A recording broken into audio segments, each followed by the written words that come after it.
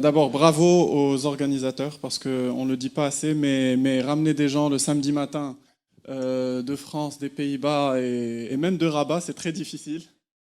Donc, donc moi, je me disais, soit ils les aiment beaucoup, soit les gens qui vont venir les aiment beaucoup, soit ils sont très très intéressés par l'innovation.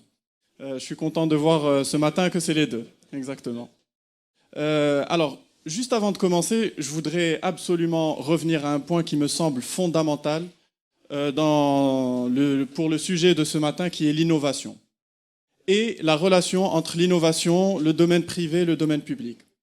Malheureusement, on a hérité des tares de nos amis français et il y a une relation très compliquée avec l'argent. On a une relation très compliquée avec le fait que l'innovation amène l'argent. Le gars est en train de sauver des vies tous les jours, mais il ne doit pas rouler en Ferrari, tu dois être en Boeing. C'est ça la vérité. L'argent ne doit pas être un tabou. L'innovation, il faut que ça ramène de l'argent, il faut que ça rapporte de l'argent, il faut que les gens soient motivés, il faut que Eric et vous tous soyez des modèles, que les gens se disent, lui il a réussi, pas celui qui vend de la drogue. C'est ça l'objectif d'une société, c'est ça ce que les Américains ont compris. Donc je reviens sur le sujet de la présentation. Donc on m'a demandé de plancher sur anatomie d'une start-up innovante. Donc je sors un peu du domaine médical. J'ai l'habitude, toute ma famille est médecin, mais mon beau-frère, tout le monde est médecin sauf moi, donc j'ai l'habitude d'être le vilain petit canard. Mais je suis très ému aujourd'hui parce que je vais plancher sur un sujet où il y a anatomie. Et comme mon papa, Allah yarhamou, était professeur d'anatomie à la faculté de médecine de Rabat, merci pour le clin d'œil à l'équipe. Donc, puisqu'on parle d'innovation, je vais commencer par vous poser une question. Est-ce que vous pouvez me citer, dans l'industrie automobile, les 5 leaders de l'industrie automobile? Pardon? Mercedes, ok. Volkswagen, très bien. Tesla, Honda. Ok, très bien. Maintenant, je vais vous demander la même question. Est-ce que vous pouvez me citer les 5 premières boîtes qui bossent dans les nanotechnologies? Ah, il y en a un qui... Non, ça, c'est pas ça. Wahed Moucharib. Wahed Moucharib. Alors juste pour faire un constat, tous ensemble, nous tous aujourd'hui nous sommes réunis aujourd'hui pour parler d'innovation et on appartient, dans notre mindset, on appartient à l'industrie du XXe siècle. Et ça, c'est très important de se rendre compte que vous, qui êtes les plus en avant dans l'idée d'innovation, eh ben, nous-mêmes, on est tous en retard un petit peu sur notre temps. Comme j'ai fait une formation française, donc on me dit toujours il faut commencer par une définition. Donc on essaye d'approcher la définition de l'innovation. Le petit Robert dit que l'innovation, c'est introduire du nouveau dans une chose établie. Donc il y a une chose qui fonctionne et on va essayer de, soit par une rupture, soit par une extension, soit par une évolution, une reformulation, une adaptation, à introduire quelque chose de nouveau dans cette chose établie. Et il y a différents processus pour arriver à l'innovation. Donc soit ça peut aller une innovation technique, donc création d'un kit nouveau pour détecter la tuberculose, et soit ça vient du marketing. Alors moi je suis là pour vous parler du monde des startups, donc je vais essayer de simplifier le sujet énormément, en vous donnant la définition que donne Teddy Hall, qui est le spécialiste de l'innovation dans le marketing. Et lui, il dit tout simplement que pour répondre à la question de l'innovation, est-ce que c'est un sujet innovant ou pas? La question, c'est quel est le job pour lequel un client va vous recruter? Et si vous arrivez à répondre à cette question, vous saurez si c'est une entreprise innovante ou pas. Pour illustrer ça, je vais vous donner d'abord un axiome, c'est que tous les produits sont des services. Il n'y a pas de produit. Quand vous achetez un produit, en fait, vous achetez le service qui est derrière et qu'il vous procure. Et pour illustrer ce que je suis en train de dire, et on est dans la phase dissection de l'anatomie, je vous présente le produit Kickstart. Alors, le produit Kickstart, c'est quoi? C'est un produit, un mélange entre Red Bull et jus d'orange. D'accord? Comment est né ce produit? Il y a un gars, un responsable marketing de chez Pepsi, qui observait tous les matins des jeunes de son quartier acheter du Red Bull et du jus d'orange et mélanger les deux. Donc, il est parti leur poser la question. Il leur a dit, mais pourquoi vous faites ça? Et donc, tous, ils ont commencé à expliquer. Ils ont dit, voilà, moi, le matin, je veux quelque chose de healthy, je veux quelque chose de naturel, donc je veux du jus. Mais il me faut le petit coup de boost du matin et je ne bois pas de café. C'est pour ça que je rajoute du Red Bull dans mon jus d'orange. Ils ont lancé Kickstart. Après 6 mois, ça a atteint le milliard de dollars de vente. Donc, partir d'une observation très simple et transformer cette observation en considérant que le produit, c'est un service qu'on rend aux gens. Le gars, il se lève le matin, il veut quelque chose de healthy, il veut quelque chose qui lui donne un coup de punch, eh ben, il va consommer Kickstart. Et de cette observation simple, il y a un besoin, il y a une innovation, et ce produit rencontre son marché. Donc, les idées, comme a dit Eric tout à l'heure, les idées, il y en a énormément. Ce qui est important, c'est l'exécution. C'est l'exécution. Il n'y a que ça qui fait la différence. Ce qui fait la différence entre Eric et tous les autres médecins qui sont en train de réfléchir à des choses mais qui ne font rien, c'est ça, c'est l'exécution. C'est de passer du stade d'idée à faire quelque chose. Donc après, dans le domaine des startups en particulier, il y a différentes manières d'innover. Ça peut être tout simplement trouver son boulot à côté de chez soi. Donc Khan Academy, ils ont commencé comme ça. Le gars donnait des cours en ligne et ça s'est transformé en la plus grande plateforme de cours en ligne dans le monde. Il y a ING Direct qui a observé, qui a disséqué le marché des banques et qui s'est rendu compte que les gens ne voulaient plus aller à l'agence bancaire. Donc ils ont créé une plateforme que la personne pouvait gérer elle-même de la maison. Il y a aussi, par exemple, Unusual Uses. Par exemple, Arm & Hammer, qui est une boîte qui avait un produit pour créer de l'eau gazeuse. Et ben ils l'ont utilisé aussi pour faire du dentifrice, pour faire plein d'autres produits. Et tout ça, c'est des innovations. Et après, il y a la non-consommation. C'est-à-dire qu'on va aller vers une non-consommation pour essayer de créer une nouvelle consommation qui n'existait pas. Et moi, je vais me concentrer sur ça pour vous donner l'exemple de la start-up dans laquelle j'ai investi et qui s'appelle OmniUp. La première étape dans l'innovation, c'est qu'il faut croire. Il faut croire qu'on peut faire la différence. Et il y a un professeur d'entrepreneuriat du MIT qui commence tous ses cours d'entrepreneuriat en disant à ses élèves, je veux que vous réfléchissiez à un projet qui va changer la vie de 1 milliard de personnes. 1 milliard de personnes. Si vous ne pouvez pas toucher 1 milliard de personnes, arrêtez cette idée de business, elle n'est pas bonne. Donc la première étape de l'innovation, c'est réfléchir à l'impact que vous aurez, l'impact réel que vous aurez sur la vie des gens. Donc nous, dans le cadre d'OmniUp, moi je me suis rendu compte très rapidement en voyant tous les gens sur leur smartphone qu'aujourd'hui, le smartphone et pouvoir se connecter sur Internet, c'est la liberté. C'est ça la vraie liberté. Se battre pour la liberté aujourd'hui, de nos jours, eh ben, c'est offrir une connectivité gratuite. Donc ce qu'on a voulu faire avec OmniUp, c'est tout simplement offrir de la connexion gratuite au maximum de gens, au maximum de citoyens. Alors, bien évidemment, il faut penser grand.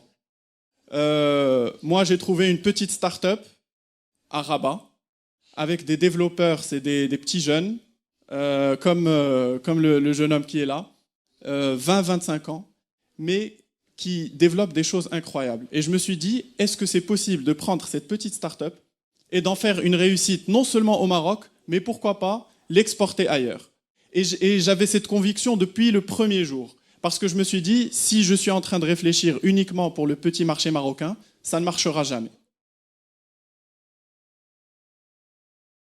Donc, le diagnostic qu'on a fait, c'est qu'il y a 14 millions de smartphones au Maroc. Et en parallèle de ça, il y a 96% des gens qui ont un smartphone qui sont en prépayé, c'est-à-dire qu'ils n'ont pas de forfait illimité. Donc dès qu'ils peuvent switcher sur du Wi-Fi gratuit, ils le font. Et l'idée, elle est venue de là. Donc qu'est-ce qu'on fait? Dans les cafés, les restaurants, les lieux publics, on offre du Wi-Fi gratuit contre la visualisation d'une publicité vidéo. Et à partir de cette idée très simple, on a construit un prototype et on a commencé à déployer des routeurs dans tous les cafés et restaurants du Maroc. Une fois qu'on a atteint une audience suffisante, on est allé chez les publicitaires, chez les annonceurs, et on leur a dit, voilà, aujourd'hui, vous pouvez toucher 100 000 personnes dans tous les cafés du Maroc. À chaque fois qu'ils se connectent, ils vont voir votre publicité. Et, alhamdoulilah, ça a marché. Mais avant que ça marche, eh ben, il faut se casser la tête. Il ne faut pas mettre la tête dans le sol et ne pas regarder la réalité en face. Il faut tout le temps, la réalité de la start-up, c'est on avance, on fait des erreurs, on gomme, on refait, on écoute, on est à l'écoute des clients et c'est comme ça qu'on arrive à un produit innovant, réellement. Donc, pour ce projet en particulier, OmniUp, il y a eu un brevet qui a été déposé au niveau du Maroc. L'OMPIC au Maroc nous a dit, s'il vous plaît, on n'a pas assez de brevets déposés à l'international cette année, est-ce que vous pouvez déposer à l'Office européen des brevets? Donc on l'a fait, on a déposé aussi à l'Office européen des brevets, et on a eu la bonne surprise que le PCT a été accepté même au niveau de la Suisse. Et on a développé derrière une infrastructure technologique qui est très très robuste, et qui, même pour des opérateurs télécoms, ils nous ont certifié qu'ils n'avaient pas ce type de solution en interne. Donc vous avez compris, le concept, il est très simple. Et d'ailleurs, ce café est installé. Donc si vous êtes plutôt du côté café, vous pourrez vous connecter sur le Wi-Fi et voir ça. Vous regardez un petit spot vidéo court et il y a une redirection interactive ensuite sur le site de l'annonceur. Donc si on prend la pub Samsung, ben, vous allez avoir la vidéo et ensuite une redirection vers le site web et ensuite des bannières surimprimées. Ça c'est juste pour vous présenter le produit, pour que vous sachiez de quoi on parle. Donc je vous ai expliqué qu'il y avait 96% de la population marocaine qui n'était pas connectée en fait, parce qu'ils ont ils n'ont pas de forfait et donc dès qu'ils peuvent switcher sur le Wi-Fi, ils le font. Avec 1000 sites à travers le Maroc, on a réussi à avoir 4 millions de personnes dans notre base de données. C'est-à-dire que 35% des smartphones du Maroc se sont connectés au moins une fois sur notre base de données. Et on récolte des données de façon anonyme. On ne demande ni nom, ni prénom, ni téléphone, ni mail, ni de choses comme ça. Mais on sait reconnaître votre téléphone. Et la prochaine fois que vous allez vous connecter ailleurs, on va pouvoir vous envoyer une publicité ciblée et géolocalisée. Pour vous illustrer ça de manière concrète, ici, on peut envoyer une publicité de BMW et envoyer à Monsieur Bulkouchi la série 7, à Yasmina la Mini, à... parce que du point de vue de BMW, sa cible pour les Mini Cooper, c'est toi, la cible de la série 7, c'est Monsieur Bulkouchi, voilà. Et on a eu plus de 20 millions de connexions sur la base de données, donc le produit plaît. Alors, derrière, il y a toute une plateforme de data mining. Donc en fait, ce qu'il faut comprendre, c'est que envoyer de la publicité juste comme ça ne sert à rien. Il faut connaître la personne qui est derrière le smartphone. Et nous, la première fois que vous vous connectez, on va vous demander 2 questions basiques, votre âge et votre genre. Et après, je vais pouvoir dire à Coca-Cola, si tu veux atteindre uniquement les moins de 25 ans qui ont tel type de smartphone, dans les endroits à côté des universités, il faut passer par moi et plus par la télé parce que personne ne regarde la télé. Et c'est comme ça qu'on les convainc d'investir chez nous. Alors, juste une petite digression parce que c'est important. Quand je me suis rendu compte le nombre d'informations que nous, une petite start-up de rien du tout, dans un pays sous-développé, à Rabat, on arrivait à avoir, je me suis rendu compte que c'était juste impressionnant. Et donc, je me suis intéressé à ce que faisaient Google, Facebook, etc. Et là, c'est hyper intéressant parce qu'en fait, je suis sûr que vous vous rappelez des films où on disait un jour on va avoir une puce implantée. On se dit ça va arriver. Alors, la bonne nouvelle, c'est que c'est déjà le cas. C'est déjà le cas. Il y a beaucoup de médecins dans l'assistance. Vous savez ce que c'est la différence entre une greffe interne et une greffe externe. Ça, je vous présente la greffe externe. Vous l'avez tout le temps, ou dans votre poche, ou sur votre oreille, ou peut-être même la nuit sous votre oreiller. Et je suis sûr qu'il y a des gens qui se reconnaissent. Donc, en fait, la greffe, elle est déjà là. Et moi, ça me fait toujours marrer quand on parle de la toile. On dit le web, c'est la toile. La toile, on laisse des petits signaux sur cette toile en envoyant un mail, en commentant sur Facebook, en prenant un rendez-vous sur Google Calendar, etc. Et je me suis toujours demandé, mais elle est où l'araignée dans le truc? Il y a une toile, on est tous sur cette toile, et quelque part là, il y a une araignée. Et cette araignée, je ne vais pas vous donner mon avis, mais c'est les Google, Facebook qui sont en train de piquer toutes vos données et qui aujourd'hui sont passés au dernier stade qui est le stade de votre information génétique. Parce que ce qu'il faut comprendre, c'est que Raymond Kurzweil, qui est le responsable de la recherche et développement chez Google, sa théorie, c'est le transhumanisme. Et pour lui, nous ne sommes pas de la matière, nous sommes un flux d'informations. Donc si on maîtrise votre flux d'informations, on maîtrise la personne. Ça veut dire quoi maîtriser? Ça veut dire qu'on sait tout de vous à travers vos mails. On sait tout de vous à travers... Quand vous cherchez Google Maps, que vous cherchez à aller chez votre ami ou à votre rendez-vous, quand vous prenez un rendez-vous sur le calendrier et qu'il est synchronisé sur tous vos calendriers, toutes ces informations-là, aujourd'hui, Google les prend, elle les utilise de manière commerciale. Et moi, je suis convaincu que la prochaine lutte pour la liberté dans le monde, ça sera contre des géants comme ça. Pourquoi? Parce qu'il y a une boîte américaine qui s'appelle 23andMe, qui a été créée, qui vous propose d'envoyer un petit peu de votre sang ou de votre salive, et ils vont l'analyser pour vous dire quelles sont vos origines, de quelle maladie vous risquez de mourir, etc. Et c'est toujours, on vous le présente d'une manière sympa. Vous allez connaître vos origines, vous allez savoir est-ce que vous et votre femme, vous êtes compatibles et vos enfants, ils ne vont pas avoir de maladie, etc. Mais derrière, ils sont en train de constituer une base de données de tous les génotypes à travers le monde. Et devinez quoi? Qui est-ce qui a fondé cette société 23andMe comme le nombre de chromosomes? La femme du fondateur de Google. Donc, je vous donne ces éléments-là juste pour que vous compreniez qu'en fait, aujourd'hui, l'innovation, ça a nécessairement un lien avec ça. Et c'est pour ça que moi, j'ai investi dans cette boîte. C'est juste une intuition. En me baladant dans les rues, que ce soit à Paris, à New York ou à Rabat, je vois que tout le monde est sur son smartphone. Et je vois que les boîtes qui gagnent le plus d'argent, c'est les boîtes qui vendent de la pub sur les smartphones. Donc je me suis dit, on va lancer un truc comme ça, on va voir si ça marche. Voilà, c'était pour la petite parenthèse.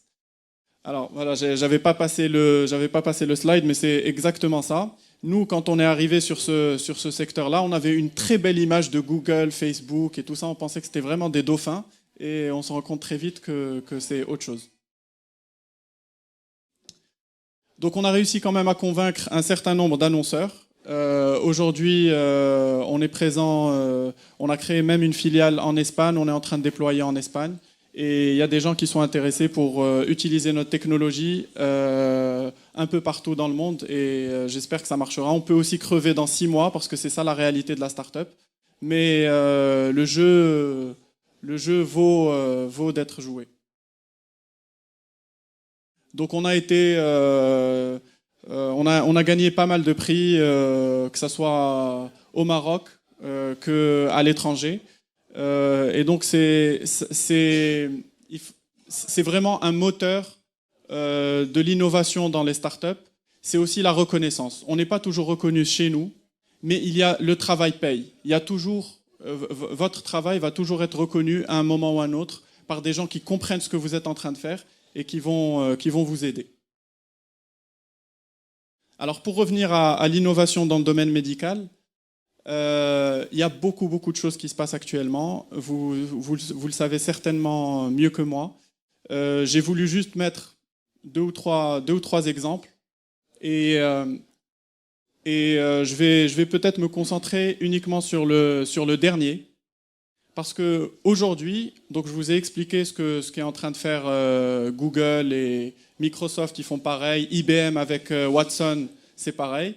Il y a le côté négatif, donc traitement des données et autres, mais il y a aussi une révolution qui est en marche. Et il faut pas tout jeter. La monétisation est obligatoire. Encore une fois, il faut que ces boîtes-là gagnent de l'argent, parce qu'elles sont en train de changer le monde. Et ce que dit Microsoft, ce que dit Google, ce que dit Facebook, c'est que dans 10 ans, le cancer, ça sera une maladie chronique. Pourquoi ? Parce que comme on aura les génotypes de tout le monde dans la base de données, on va pouvoir appliquer les mêmes règles que sur le moteur de recherche. Est-ce que vous savez qu'aujourd'hui, Google arrive à détecter les épidémies bien avant l'OMS ? L'Organisation mondiale de la santé. Pourquoi ? Parce que tout simplement, les gens ont des symptômes, ils recherchent sur Google, donc la tendance sur Google Trends, on voit les tendances émerger dans certains endroits du monde, et donc on sait que dans ces endroits-là, il y a un risque, l'épidémie va apparaître. Et donc, toujours dans cette idée que nous sommes des flux d'informations, et qu'un jour, votre génotype sera stocké dans une base de données, et donc on arrivera à comparer vos génotypes avec votre réalité. Est-ce que vous avez un diabète ? À quel âge vous avez eu le premier cancer ? Quel type de cancer, etc. Et en croisant toutes ces informations-là, ils vont réussir à détecter, ils ont les outils de calcul pour détecter quelle partie du gène est concernée dans ce cancer-là. Et donc ils réussiront à traiter le cancer. Et je pense que c'est pour ça que Eric tout à l'heure disait les oncologues ont intérêt à commencer à s'intéresser à ces sujets très très rapidement. Voilà, merci beaucoup. La dernière image pour moi, c'est celle qui représente le mieux l'innovation et la recherche d'innovation. C'est-à-dire que il y a des gens qui sont en train de nager, il faut marcher sur l'eau.